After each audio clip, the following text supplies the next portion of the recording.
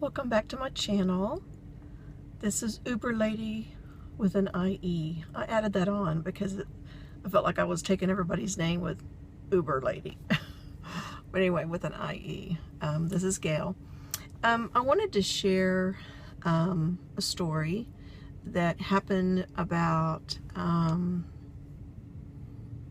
it's been about 2 weeks ago. It was on a Sunday morning. I was doing the drive of shame, or the walk of shame, if you will. And what happened was, I was out, it was after a football game, and there's always a lot of people to pick up because they've left their truck somewhere, they've gone home with someone or whatever, and they need to get back to wherever they go, their parents or their house or apartment or whatever.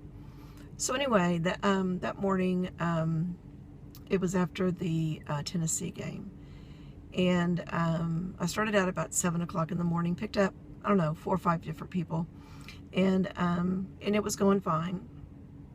Nobody's sick, nobody, you know, being ugly or anything. It was a really nice morning.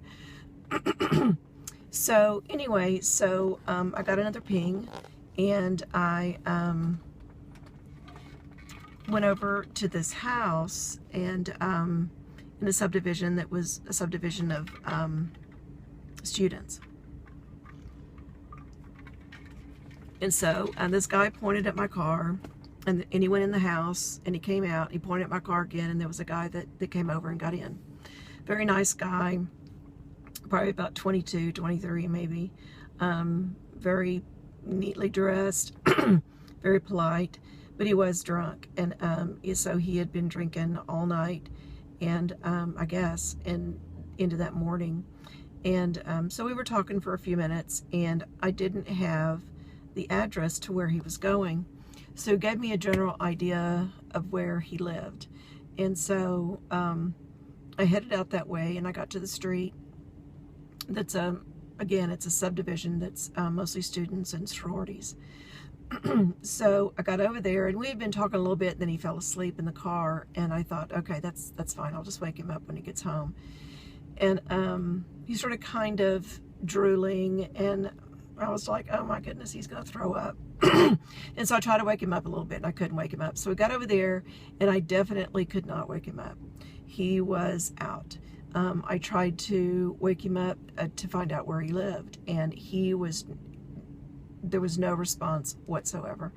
Rolled the windows down, turned on the air conditioner, turned on the radio, poked him, gave him a little, you know, frog like we used to do when we were growing up in the arm.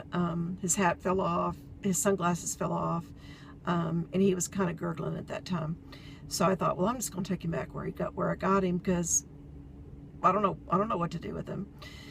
So anyway, I couldn't remember where I picked him up, and I was really kind of in a panic because I really didn't know. I was like, okay, this is my first time, but this is going to happen again, so let's figure out what we're going to do. So I headed back over to where I had picked him up, and it was probably a 5-minute drive to where I ended up making the decision not to take him home, or whoever's house this was, but to take him to the hospital. So I ended up taking him to the emergency room, and I pulled up where the ambulances park and let their, you know, people out or whatever. And I came up to the sliding door, and there was a police officer 2 doors on the inside, and I kind of waved at him, and he opened the door, and he said, I can't come out because I'm guarding a prisoner. So I said, that's fine, and I opened my passenger door, and I said, but I've got this kid, and he won't wake up. I said, can you get me somebody who can help me? So there was a couple of nurses that came around, and they tried to rouse him, and they couldn't rouse him. And so they called for 3 paramedics that were in the emergency room at that time, and they brought a gurney and another nurse. A nurse got in my side of the car, and the 3 paramedics pulled him out the other side of the car. So they pulled him out of the passenger seat over here. So he was sitting in the front seat, which is most of my clients, most of my patients, most of my passengers do. So anyway, but it took all 3 of these men to pull him out by his shoulders. and his behind fell between the seat and the gurney. And so the nurse in the car was guiding his legs, the nurses outside were guiding his arms, and they all had to catch him when he fell. And he never opened his eyes, never. And never gave any response or anything. And I could tell once his behind kind of got between that area, they were a little concerned because he didn't respond whatsoever. So they started hurrying up a little bit, and I had his phone and his glasses and his hat and stuff, and so, you know, I put him on the gurney with him, and they just rushed him on inside. Well, I left and finished the day, but I was extremely worried. I'm a mother. That's what we do. We worry. And he was a lot younger than my daughter, but still, you know, I mean, it could be, he was somebody's son. So about 5 o'clock, that was about 8 in the morning, 8:30. About 5 o'clock that afternoon, I went by the hospital, the emergency room, and I went in, and of course they couldn't give me any information because I'm not family. But I just told them who I was, and I was very concerned, and you know, I just wanted to find out how he was doing. And you know, the guy, of course, he says, I can't give you any information. And I was like, oh my gosh, I'm just, you know, I don't know if I don't know what's going on. And I was just very concerned, and he could tell. And I wanted to know what was going on. So he said, I can tell you this. He said, we admitted him.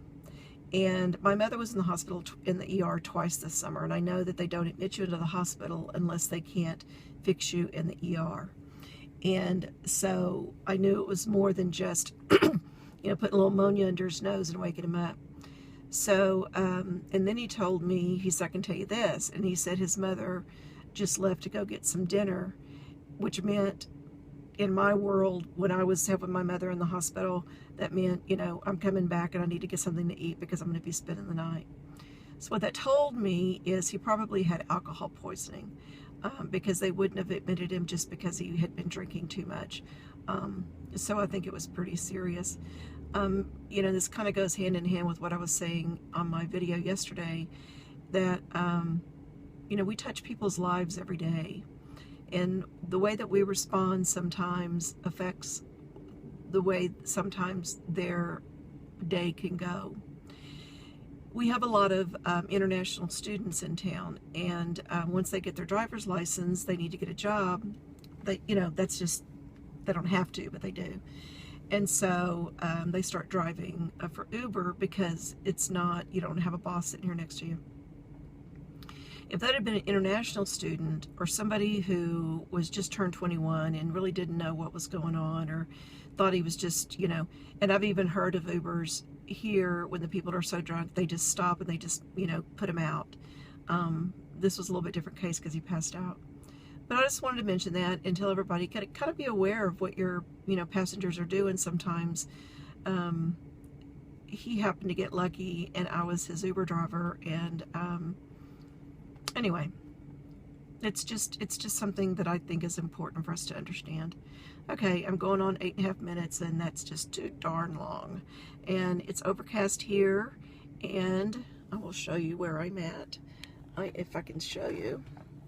I'm sitting in front of a Barnes & Noble, and the traffic's kind of going by, but it's not bad because it is overcast, and everybody is just sort of staying inside because we got a really bad storm last week that the streets flooded on it. Okay, I'll talk to y'all later.